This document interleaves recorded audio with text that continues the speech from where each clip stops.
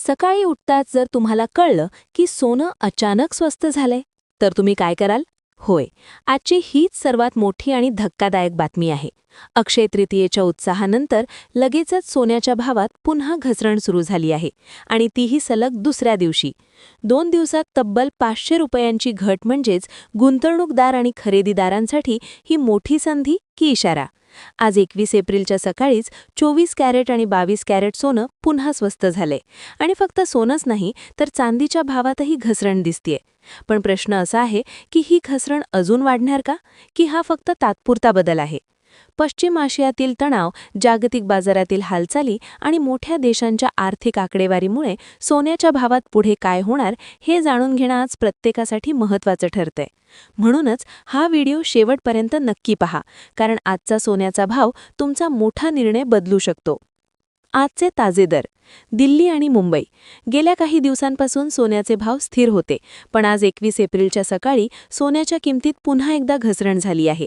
राजधानी दिल्लीत 24 कॅरेट सोन्याचा दर गेल्या 2 दिवसात तब्बल 500 रुपयांनी स्वस्त झाला आहे, तर 22 कॅरेटच्या दरात 460 रुपयांची घट झाली आहे.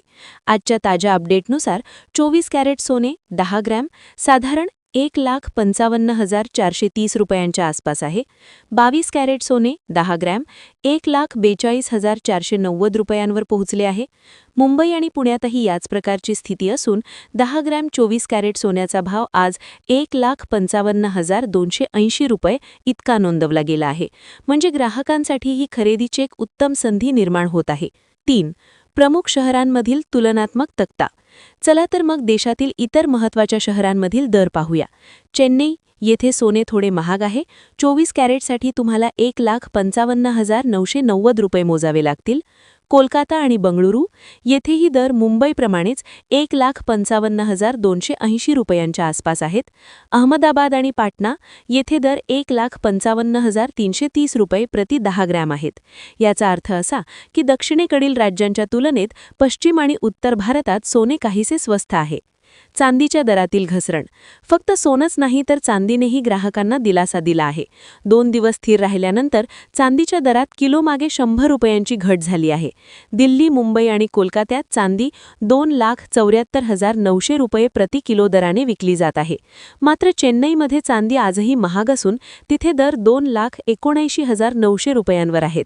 जर तुम्ही गुंतवणुकीसाठी चांदी घेणार असाल तर या दरांकडे नक्की लक्ष ठेवा. आता प्रश्न पडतो की ही घसरण का होत आहे? तर मित्रांनो, पश्चिम आशियातील राजकीय तणाव अजूनही पूर्णपणे निवळलेला नाही. जागतिक बाजारातील कच्च्या तेलाच्या किमती आणि अमेरिकेतील आर्थिक आकडेवारी याचा थेट परिणाम सोन्याच्या दरावर होत आहे. येत्या आठवड्यात व्यापारी गृहनिर्माण आकडेवारी आणि कन्झ्युमर सेंटिमेंटवर लक्ष ठेवून आहेत. जर जागतिक परिस्थिती सुधारली तर सोन्याचे भाव अजून खाली येण्याची शक्यता तज्ज्ञांनी वर्तवली आहे.